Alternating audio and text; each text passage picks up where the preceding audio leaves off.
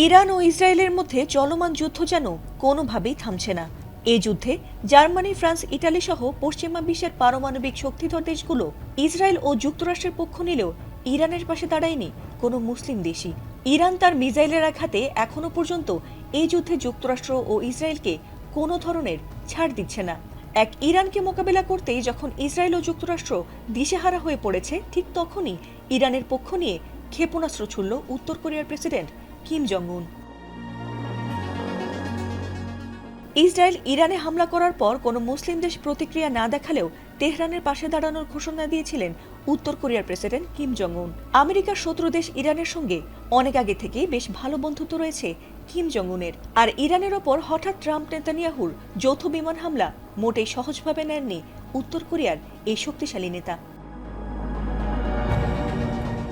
ইরানে ইসরায়েলের হামলার পর সবার আগে কিম জং উনই এই হামলার প্রতিবাদ জানিয়ে বলেছিলেন যে ইরানে এটি তাদের মোটেই কোনো সামরিক হামলা নয়, বরং তা অবৈধ আগ্রাসন।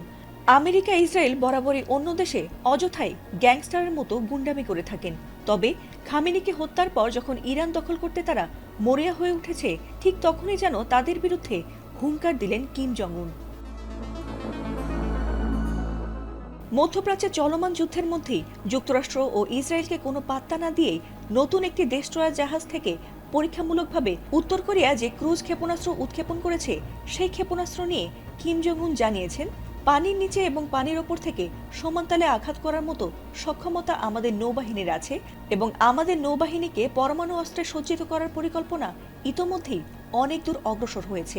এই ক্ষেপণাস্ত্র উৎক্ষেপণের মাধ্যমে যুক্তরাষ্ট্র ও ইসরায়েলকে কি বার্তা দিচ্ছেন কিম জং উন?